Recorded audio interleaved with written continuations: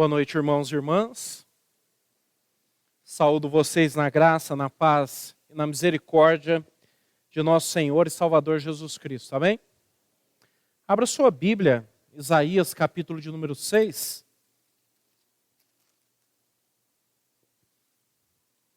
Como já foi dito pelo presbítero Luiz Carlos no início desse culto, nós estamos falando ao longo desse mês sobre os movimentos da igreja. Nesse trimestre, terminando, partindo agora para o segundo mês, né? Nós estamos falando sobre aprendendo com os evangelistas, mas nesse trimestre falando um pouquinho sobre o movimento de evangelização. O desafio é pregar o evangelho, comunicar às pessoas num mundo avesso ao nosso Deus, com uma dinâmica totalmente diferente daquela que nós esperamos. Ao longo dos anos, ao longo dos tempos, nós vamos observando que a igreja vai enfrentando seus desafios, ora com mais propriedade, ora com menos, mas em tudo me parece que nos falta como igreja, eu não estou falando nem de igreja brasileira, mas a igreja de Cristo no mundo, a percepção real dos dias ou do mundo que nós vivemos e de como a igreja precisa responder. E eu espero que Isaías nos ajude nessa noite, já que estamos procurando aprender com os evangelistas. Semana passada falamos um pouquinho sobre Noé e falamos desse mundo avesso ao nosso Deus. Falamos também à noite sobre Abraão e principalmente que Deus está acima da nossa atitude, a nossa ação, para promover a graça, a bondade dele sobre todas as coisas. Ainda que assentados, eu os convido a ler comigo de forma responsiva. Eu leio o primeiro verso, vocês o seguinte, até o final desse texto impactante que é Isaías capítulo 6. No ano da morte do rei Uzias, eu vi o Senhor assentado sobre um alto e sublime trono, e as abas de suas vestes enchiam o templo. Serafins estavam por cima dele, cada um tinha 6 asas. Com 2 cobriam os seus rostos, e com 2 cobriam os seus pés, e com 2 voavam. E clamavam uns para os outros, dizendo: Santo, Santo, Santo é o Senhor dos exércitos, toda a terra está cheia da sua glória. E os umbrais das portas se moveram à voz do que clamava, e a casa se encheu de fumaça. Então disse eu: ai de mim, estou perdido, porque sou homem de lábios impuros, habito no meio de um povo de impuros lábios, e os meus olhos viram o Rei, o Senhor dos exércitos.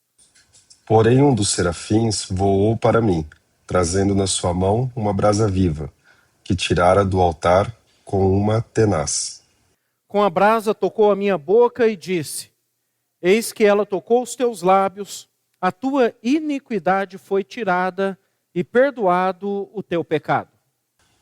Depois disso, ouvi a voz do Senhor, que dizia: a quem enviarei? E quem há de ir por nós? Então disse eu: eis-me aqui, envia-me a mim. Então disse ele: vai e dize a este povo: ouvi, ouvi e não entendais. Vede, vede, mas não percebais. Engorda o coração deste povo, e faz-lhe pesados os ouvidos, e fecha-lhe os olhos, para que ele não veja com os seus olhos, e não ouça com os seus ouvidos, nem entenda com o seu coração, nem se converta e seja sarado. Então disse eu: até quando, Senhor? Ele respondeu: até que sejam desoladas as cidades e fiquem sem habitantes, as casas fiquem sem moradores e a terra seja de todo assolada. E o Senhor afaste dela os homens, e no meio da terra seja grande o desamparo. Mas se ainda ficar a 10ª parte dela, tornará a ser destruída, como terebinto e como carvalho, dos quais, depois de derribados, ainda fica o toco. Assim, a santa semente é o seu toco. Vamos orar? Pai, nós queremos agradecer ao Senhor nessa noite, agradecer pela oportunidade, o encontro que nós temos com o Senhor e reconhecer que a Tua graça tem se manifestado a nós. Nós humildemente queremos pedir que o Senhor purifique os nossos corações, nos liberte do mal, nos ajude a sermos firmes, coerentes, para que possamos cumprir a Tua vontade. Ajuda-nos, fala aos nossos corações e que nós possamos ouvir a Tua voz e sermos impactados pelo Senhor. Que a bondade do Senhor nos assista, nos visite. É o que nós pedimos e agradecemos no nome santo de Jesus. Amém. Amém. Ao longo dessa semana, uma semana aparentemente difícil, porque nós ficamos olhando e pensando nas coisas que acontecem no nosso país, nas coisas que acontecem ao nosso redor, em como a corrupção, a violência e aqueles que detêm o poder não fazem ou não cumprem com o seu papel. E quando nós olhamos o mundo ao nosso redor, isso não é nada diferente. Há um tempo atrás, ainda que sabia, eu assinei aquela revista da Missão Portas Abertas. Então, toda semana, praticamente a cada 2, 3 dias, chega um folder ou uma revista em casa contando a história de cristãos perseguidos em todo o mundo. E ainda essa semana, sentado à frente da televisão e assistindo, primeiro eu comecei a ouvir e falava de um ativista, de extrema direita, parecia até um homem perigoso que foi morto. Eu fiquei até curioso de ver aquilo, nunca tive esse tipo de curiosidade, mas acabei olhando e achei engraçado, porque era aquele moço, Charlie Kirk, o rapaz estava sentado com a camisa branca, escrito liberdade, tomou um tiro de fuzil. Final de tudo é que nós nem sabemos o mundo que nós vivemos. A história dele é a história de um homem que é um cristão, resolveu ir para a universidade discutir com as pessoas, discutir da fé, discutir de valores, daquilo que acontece, e acabou por perder a sua vida e deixar a sua família. Às vezes eu posso ficar chocado com o que aconteceu com ele, mas ao redor do mundo, inclusive no nosso país, isso acontece quase que diariamente. Homens e mulheres que temem a Deus perdem a sua vida por causa da sua fé, ou ela de forma explícita, de maneira que eu não compreendo, ou de uma forma talvez até banal, porque a pessoa acha que pelo fato de nós expormos uma verdade, que nós somos contra elas, ou que nós somos, no fim de tudo, como se fosse uma luta pessoal. E nós, como cristãos, basicamente, todas as vezes que abrirmos a Bíblia para falar alguma coisa, nós vamos acertar muitas pessoas. É praticamente impossível, em qualquer lugar que você for, e pode ser até mesmo dentro de uma igreja, se você pregar o Evangelho verdadeiramente, você vai ofender muitas pessoas. A começar por aqueles até que já creem. Porque o Evangelho é isso mesmo. O Evangelho é aquilo que desnuda a nossa vida, a nossa condição, a nossa miséria, nos expõe ou nos deixa literalmente nus diante de Deus, de forma que nós não temos como dizer que nós não somos assim, que não é assim que funciona e que nós somos diferentes. Então, uma vez expostos, nós, se não formos levados à humilhação e a reconhecer o quanto nós precisamos de Deus, a nossa postura, tal qual a de Israel ao longo da sua história, é de endurecer o seu coração e de nos tornarmos opositores de Deus, ainda que digamos com os nossos lábios que nós o amamos e queremos servi-lo. Essa é a história do livro de Isaías. O primeiro capítulo começa falando assim, olha, Deus não se agrada do sacrifício de vocês. Podem matar quantos cordeiros vocês quiserem, mas isso é em vão, é inútil. E olha que para um judeu ter condição e ir num templo e sacrificar um cordeiro, era o ápice do seu encontro com Deus. Isaías está falando, isso de nada vale. Fala de uma nação cega, fala de um povo que perdeu a estribeira, literalmente numa derrocada ao pecado. Os primeiros capítulos contam acerca do rei Acás, um rei que foi numa guerra, venceu com a ajuda de Deus e fez um modelo de templo e dos ídolos daquela nação vencida e passou a adorar, abandonando o verdadeiro Deus que o havia abençoado e lhe dado a vitória. A ponto de Deus falar assim para ele: você quer fazer um teste? Então vamos fazer um teste. Você vai ver que de uma virgem nascerá o rei que dominará sobre todas as coisas. E é claro que era um apontamento para nosso Senhor e Salvador Jesus Cristo. Ao longo dos 39 capítulos, dos primeiros 39 capítulos, Isaías vai contar como uma nação entra numa derrocada e como ninguém percebe. Ele vai falar que reis, juízes, profetas, sacerdotes, numa aliança, por conta, escuta aí, vê se não parece com os nossos dias, poder, dinheiro, promiscuidade, e aqui falava-se de orgias mesmo. Ele fala que o cobertor ficou até curto, mas eles alargavam as camas deles para multiplicar as suas orgias. Eram ébrios, bêbados, e me permitam, eu vou usar a figura que ele colocou, as mesas a cada manhã, imagine as mesas dos palácios, imundas por causa do vômito deles. Isaías desnudou tudo aquilo que era de fato o que estava acontecendo com Israel. Para dizer assim, é um povo duro de coração, que ainda que diz que serve o verdadeiro Deus, está numa rota de destruição e ninguém pode pará-lo.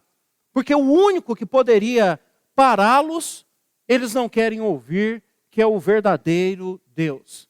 Mas aí ele avança para o capítulo 40 até o 66, como toda profecia, a primeira parte é a acusação de Deus como se fosse um tribunal.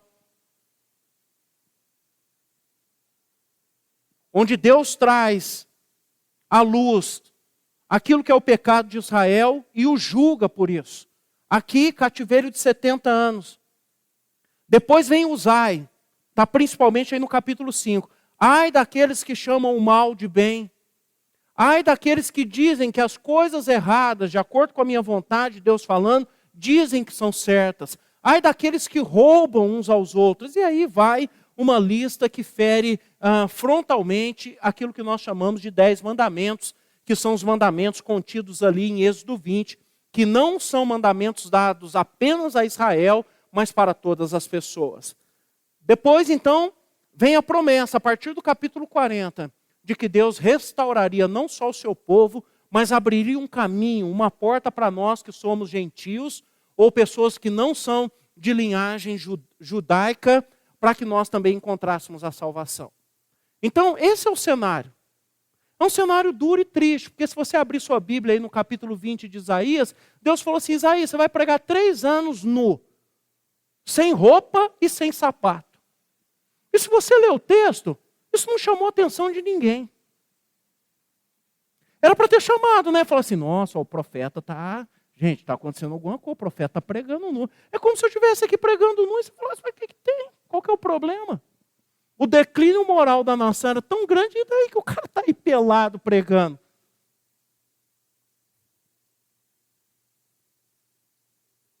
Tem gente dirigindo na rua pelado, né? Bêbado, com a mulher sentada no colo e atropela alguém, mata a pessoa e fica por isso mesmo, porque tem poder. Aqui na nossa região, aqui, ó. Entendeu? A gente vê isso e fala, vamos fazer o quê? É assim mesmo, é da vida. Ah, é o mundo que nós vivemos. Ah, Jesus podia voltar logo, e pode mesmo. Mas eu fico pensando se essas coisas talvez não sejam o atestado cabal da nossa covardia. Porque talvez se daqui do púlpito eu começar a falar a verdade acerca da nossa nação, acerca da nossa vida, da nossa cidade, eu também posso perder a minha vida. Mas a minha vida, desde o dia em que encontrei a Cristo, ou fui encontrado por Ele, minha vida não tem valor nenhum.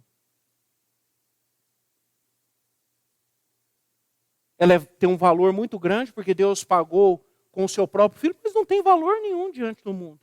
E essa não pode ser a minha preocupação. Pensando nessas coisas, meus irmãos, eu quero falar um pouquinho nessa noite sobre aprendendo com o evangelista Isaías. E quero falar de 3 verdades que são fundamentais para que nós entendamos se nós quisermos realmente evangelizar o mundo. Há 3 verdades simples, claras e, posso dizer daqui, doídas para nós, porque não nos envolvem essencialmente. A primeira verdade, e ela é essencial, vital, e no dia que eu e você compreendermos isso, ficará muito mais fácil pregar o evangelho, é a glória de Deus. É a glória de Deus. Vejam o seguinte, o rei Uzias morreu. O rei Uzias foi um rei fenomenal. Tanto que ele, hoje, se ele vivesse, ele ia ser do agro aqui no Brasil, porque ele era chamado de amigo da agricultura.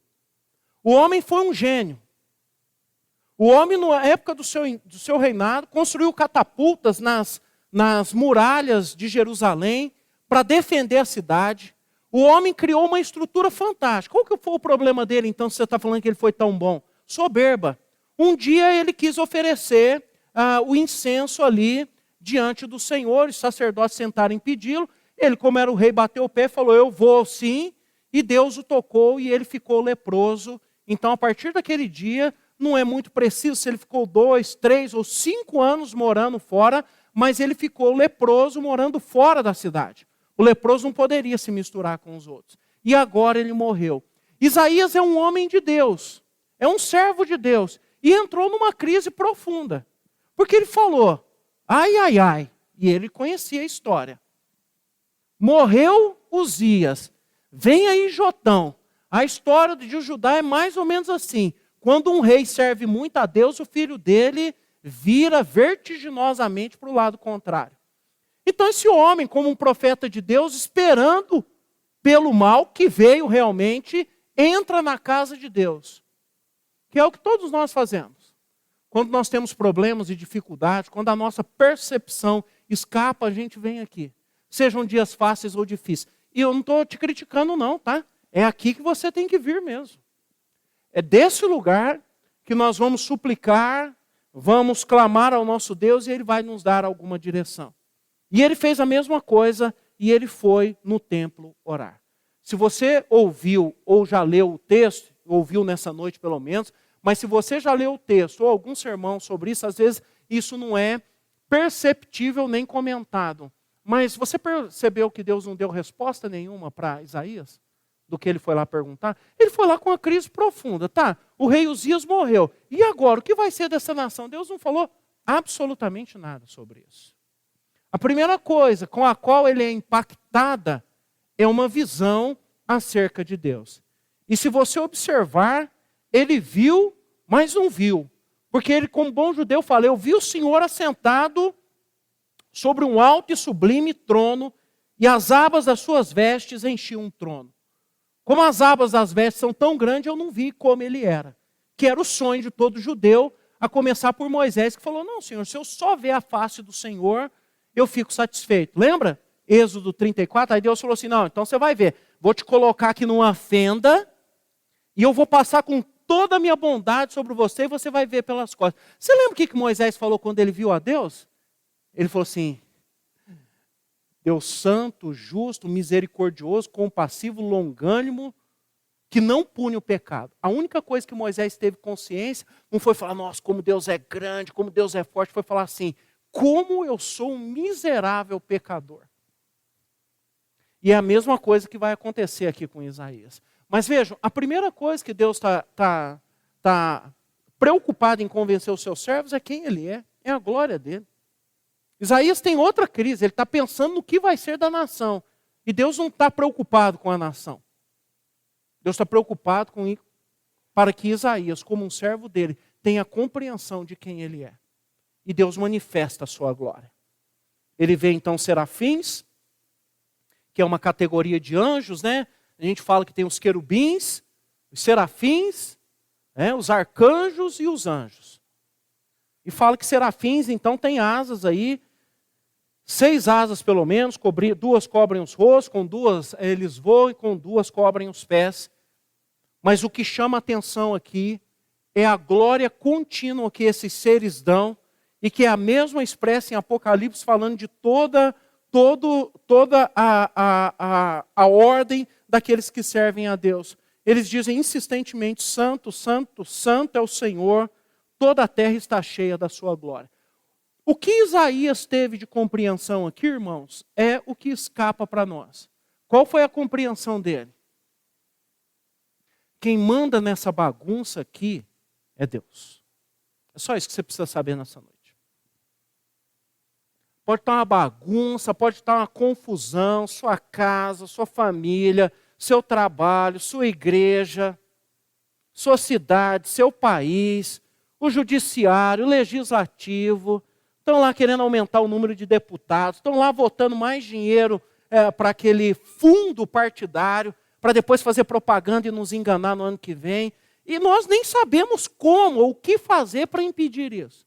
Mas assim, essa bagunça toda não está fora do controle de Deus. Deus não está dormindo, Deus não está de férias, Deus não está cochilando, Deus está no pleno controle de todas as coisas. Porque a Bíblia diz, e nós cantamos aqui, fique até em paz ali. Tudo coopera para o bem daqueles que amam a Deus. Dificílimo de entender, mas tudo coopera. De alguma maneira graciosa e majestosa, Deus está coordenando e alinhando todas as coisas para que a sua vontade seja cumprida no fim. Qual que é a questão? Como Isaías, eu também não entendo. Então, geralmente, quando o povo de Deus começa a orar, a impressão que nós temos mais nítida na nossa frente é que o nosso Deus é todo-poderoso e que Ele continua governando todas as coisas. Lembra, João? Diocleciano, o imperador Diocleciano está acabando com os cristãos. Mas se teve um imperador, nem Nero foi ruim como ele. Se teve um imperador ruim para os cristãos, foi Diocleciano, ali no final do 1º século. Ele estava exterminando os cristãos. Se Nero colocava os cristãos para iluminar Roma, Diocleciano os extirpava, matava, fazia de tudo com eles. A coisa mais leve era jogar lá no Coliseu Romano para morrer ainda. E João está preso por causa do evangelho na ilha de Patmos. Que não tem água, não tem comida, dependia tudo de fora. Quem dera se as prisões fossem assim hoje, e olha que ele não estava lá preso por ter cometido nada de errado. Lá ele tem uma visão de Deus. E a visão dele, como bom judeu que era, viu um trono no centro do cosmos, no centro do universo, regendo todas as coisas. Os 4 querubins representando a ordem angelical, os seres angélicos. Os 24 anciãos, que são os 12 patriarcas e os 12 apóstolos, representando a totalidade da igreja de Cristo, se curvam e adoram a Deus. Aí você fala assim, mas como é que nós vamos nos curvar e adorar a Deus se a coisa está feia aqui? É porque esse é o nosso chamado. Nós estamos aqui para adorar a Deus, para glorificá-lo. Deus nunca disse, olha gente, quando a coisa estiver boa, quando as coisas estiverem certas, aí vocês vão me adorar. Então, quanto mais a igreja continuar discursando a verdade da palavra de Deus, mais perseguida ela será. E quando ela se calar, ela se conforma com o mundo. Há irmãos nossos que estão em lugares de periferia que não podem falar contra as drogas. Senão o crime organizado, uma facção criminosa, vai lá, ameaça todo mundo. Mas nós continuamos a falar. Se a gente morrer, morremos. O que é a nossa vida?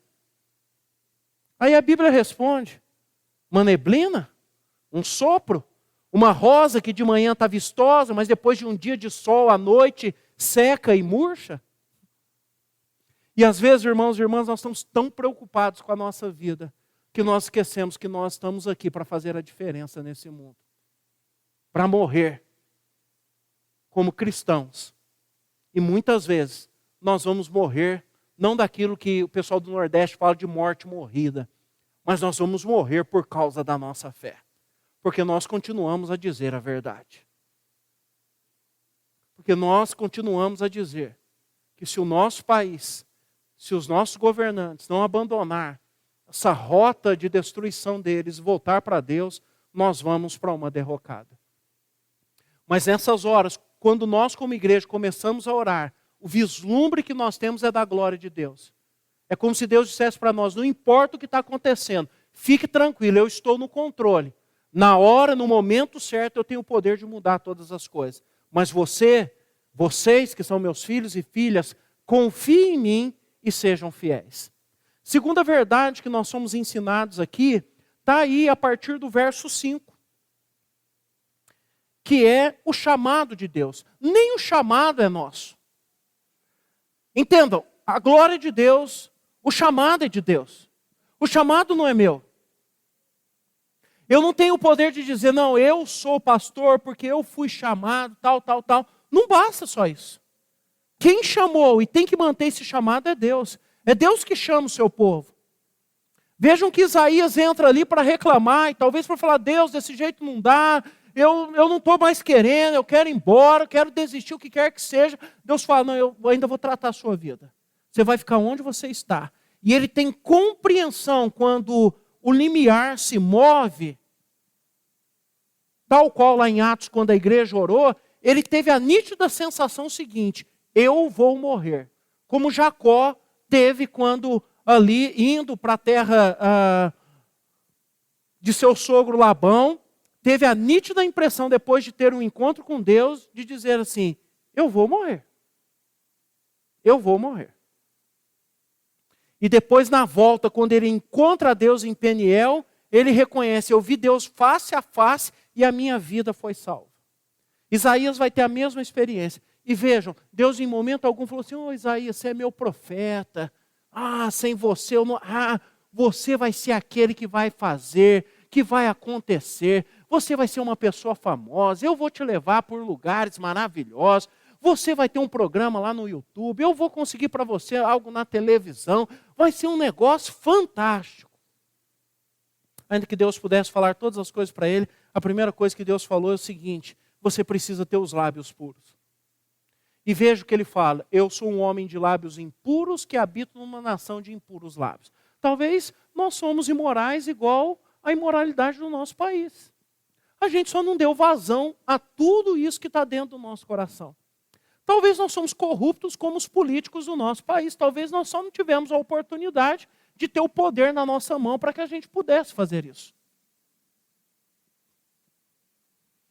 Então, o que Deus está querendo dizer para Isaías e para nós é que ele precisa primeiro mudar o nosso coração, mudar a nossa vida, impactar a nossa vida de tal forma que nós nos entreguemos totalmente a ele.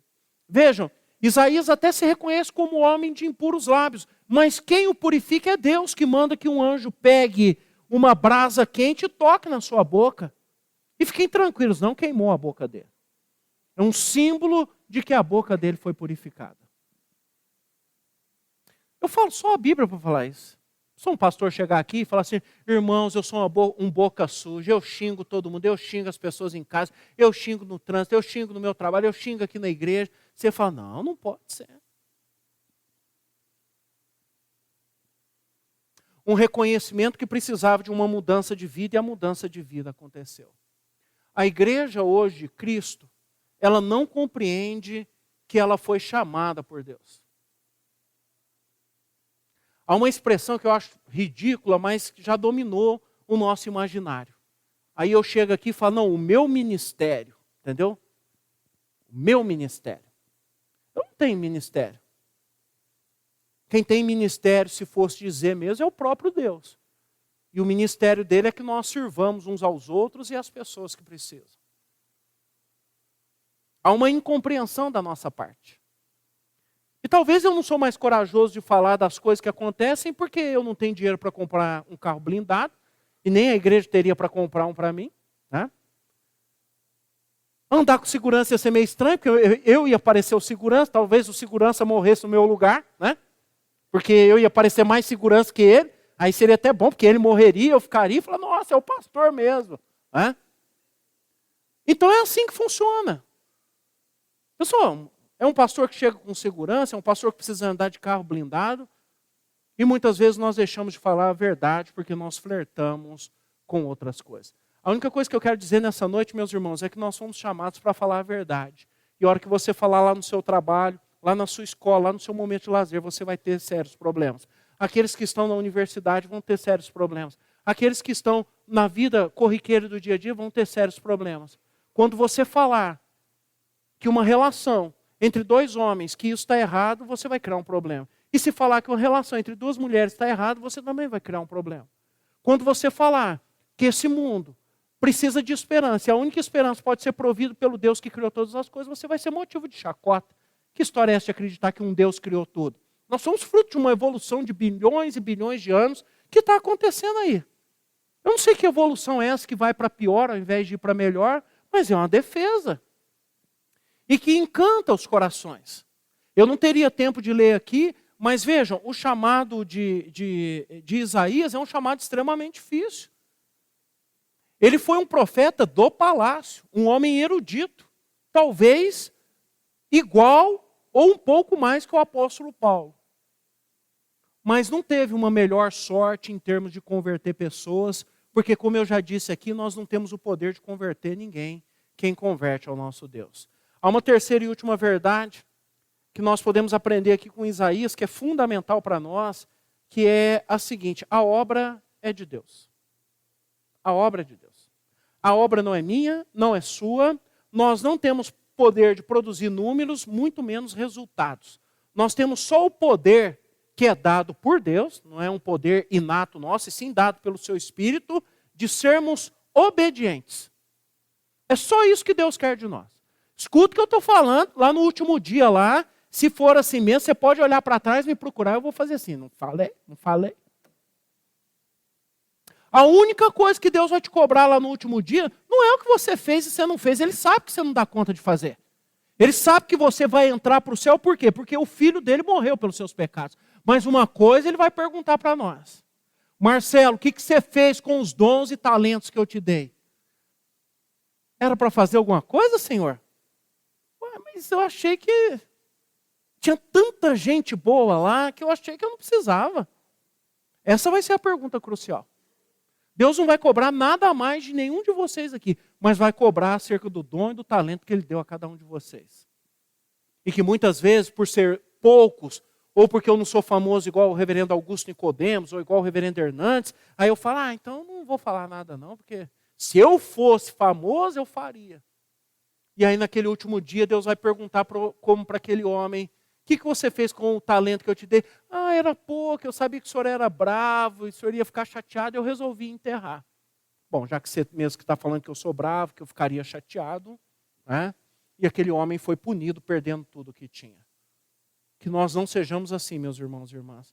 Porque vejam, a ordem dada para Isaías aqui tem uma sequência lógica, na minha opinião, que é igual conosco. Verso 8, depois disso ouvi a voz do Senhor que dizia: a quem enviarei e a quem há de ir por nós? Todo mundo fala assim, Isaías foi chamado. Não foi nada. Deus fez uma pergunta. Se você me perguntar, eu vou responder que só estava ele no templo. Só ele estava vendo problema diante da mudança do reinado. E Deus falou assim, quem que nós vamos enviar? Quem que vai por nós? Eu sempre defendo isso, que ele olhou para o lado, olhou para o outro, para frente, para trás, e falou, sabe aquele negócio? Geralmente, quando você ora por um problema, Deus fala assim, eu conto com você. Por isso que a maioria de nós não ora para resolver o problema. Por exemplo, se a gente começar a orar assim, Deus, Senhor do céu, do universo, do cosmos, do micro, do macro, tudo que a gente ora, essas palavras difíceis, e depois falar assim, nós precisamos de um homem sério para assumir esse país. De repente Deus vai falar, prepara seu filho. Aí você vai falar, não, Deus, eu acho que o senhor não entendeu. Eu só falei que precisa de um homem sério. Nós não queremos pagar o preço. Eu não conheço nem a nossa, e eu que sou o pastor, então eu que estou errado. Por enquanto, nós não estamos ainda preparando um de nós aqui para ser um presidente, para ser um prefeito. Porque a gente quase demoniza a política, né? Política é do diabo. Não é do diabo, não. As pessoas estão usando muito mal, mas não é. Nós precisamos corrigir a rota. Percebe? Isaías ficou talvez numa situação assim, só tem eu e agora? Aceita. Aí ele falou, Deus, então envia a mim. Ninguém em sã consciência, e eu acho que vocês já aprenderam isso, né? Ninguém em sã consciência, eu nunca vi e nunca li na Bíblia, nem na história da igreja. E ninguém em sã consciência levanta a mão e fala, Deus, eu estou aqui, o Senhor pode fazer comigo o que quiser e me mandar para onde o Senhor quiser. Ninguém nunca falou isso, nem na Bíblia, nem fora da Bíblia. Calvino nunca quis ficar em Genebra, mas tinha um pastor lá antes dele, chamado Farel, fez uma oração imprecatória, falou, Deus, se esse homem for embora daqui, que o Senhor o persiga, que ele fique doente, que ele morra. Aí Calvino, de um temperamento meio tímido, falou, não, eu fico, calma. E ficou em Genebra. Eu não conheço ninguém que levantou a mão e falou, Deus, estou aqui, ó, pode me chamar que eu vou ser pastor, pode me chamar que eu vou ser missionário. Onde o senhor quiser, me manda para o lugar mais difícil aí que eu estou preparado. Eu nunca vi, gente. Eu nunca vi alguém se oferecendo. E eu me lembro daqueles que ofereceram para Jesus, mestre, eu vou onde o senhor for. Jesus falou, olha, as raposas têm os seus covis e as aves têm os seus ninhos, eu não tenho onde reclinar a cabeça. Aí o outro já mudou e falou assim, então só dá um tempinho aí que eu vou lá despedir do meu pai e da minha mãe. E despedir não era falar tchau não, era ficar lá sentado com o pai e a mãe até eles morrerem. E esse rapaz ia comprar polivitamínico, um monte de coisa, para os pais demorar o máximo possível para morrer, para ele não precisar servir. Essa é a história. Ninguém fala assim, Senhor, eu estou aqui, pode me usar. Isso é ilusão nossa. Por isso, mas fiquem tranquilos, por isso que Deus é que nos chama. Na hora, no lugar, e não importa para onde a gente queira fugir. Olha o verso 9, que catástrofe aos nossos olhos. Então disse ele, vai e diz a este povo, ouvi, ouvi, não entendais, vede, vede, mas não percebais. Essa é a pior tragédia para qualquer pregador. Você vai falar, falar, e ninguém vai ouvir, ninguém vai entender, ninguém vai se converter. Você se sente uma pessoa terrível. Você fala assim, será que é eu que não sei preparar? Será que eu não sei argumentar? Será que eu não estudei bem? E olha que você fica 4 anos no seminário estudando. Não é essa a questão. A questão é que só Deus pode abrir ouvidos e corações. Há lugares onde o evangelho nunca entrou, e há outros onde ele entra, mas os corações são duríssimos. E a gente não tem notícia de conversão. Às vezes, quando missionários vêm desses lugares e dão testemunho, muitos de nós pensam assim, ele devia ficar por aqui mesmo. E às vezes a gente até pensa assim, será que ele não entendeu errado? Porque na nossa cabeça, alguém que abre a Bíblia e prega 1, 2, 3, 4, 15, 30, 50 vezes, já era para ter alcançado uma multidão de pessoas. Mal sabemos nós que muitas vezes o próprio Deus permite que esses corações permaneçam endurecidos, porque são aqueles que relutam contra Deus. O apóstolo Paulo em Romanos 10 usa esse mesmo texto para falar como, e é um texto de Isaías, né? Como crerão se não há quem vá, se não há quem pregue, se não há quem comunique. E depois ele fala que a fé vem pelo ouvir. Então a única coisa, a maior arma que a igreja tem é a palavra. A palavra de Deus que nós verbalizamos em todos os lugares. Mas o chamado não é meu nem seu. Se Deus quiser abrir os ouvidos e os corações, Ele abrirá. Se Ele não quiser, ainda assim, nós continuamos a pregar. Não falei para vocês, quando comecei essa série de sermões, que essa é a nossa dificuldade de evangelizar? Porque aí a gente fala, então não vou falar. E me parece isso mesmo. Se eu vou falar para a pessoa não ouvir, para que eu vou falar? Aí eu volto atrás. Eu vou falar porque quem mandou é o meu Senhor. E se Ele mandou, eu obedeço. Eu não estou aqui para produzir resultados. Eu não vou para o céu por resultados. Eu vou para o céu pela graça de Deus. Mas me será cobrado a minha obediência. Então, nós falamos a verdade.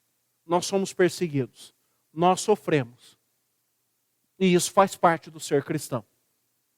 E aquele que não quer sofrer, e aquele que não quer ser perseguido, precisa ir embora. E mais cedo ou mais tarde vai, quando surge a perseguição. Foi isso que Jesus falou em Mateus 5.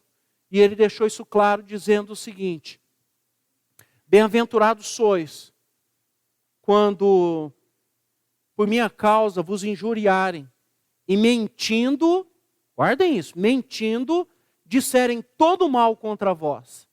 Regozijai-vos e exultai, porque é grande o vosso galardão no céu. Eu concluo, irmãos e irmãs, dizendo que nós precisamos aprender essas 3 verdades com o evangelista Isaías e aplicá-las à nossa vida. Primeiro, a glória de Deus.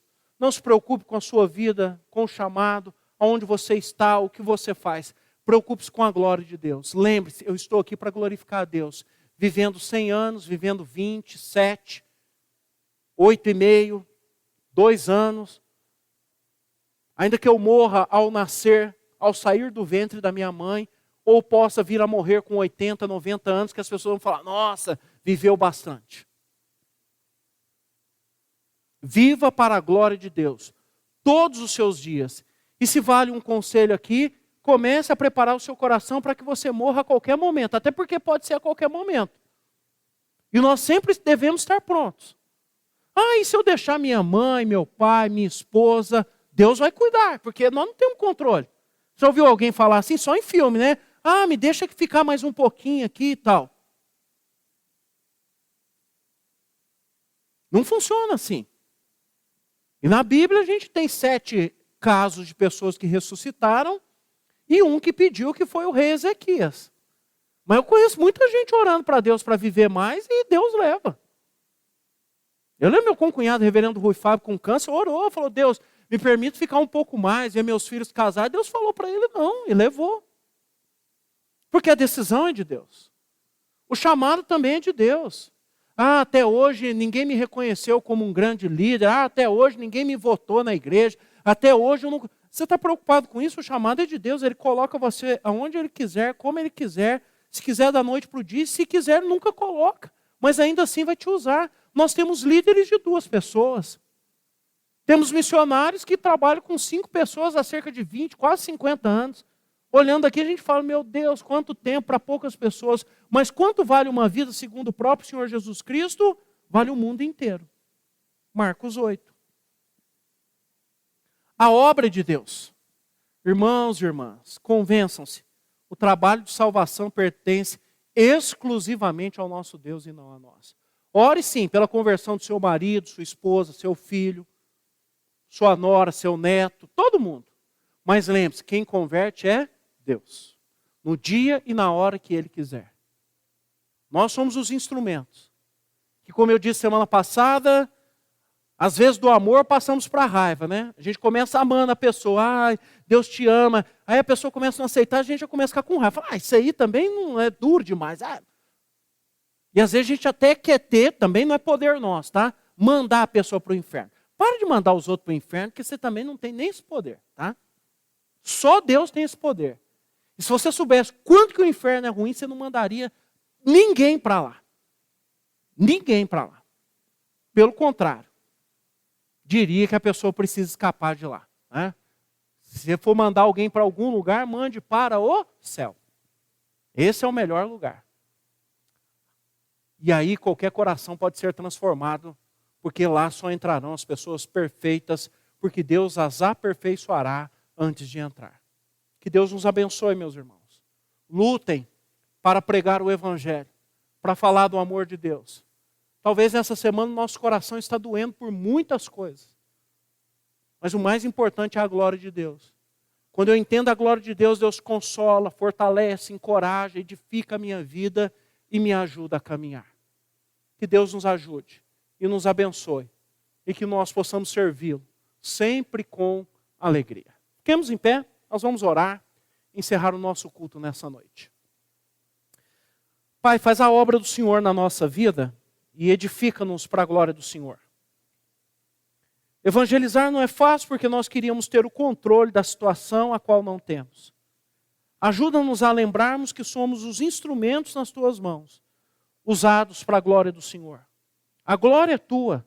E no fim toda a glória será do Senhor. Todo joelho se dobrará, toda língua confessará que o Senhor é o único Deus verdadeiro, justo, que reina sobre todas as coisas.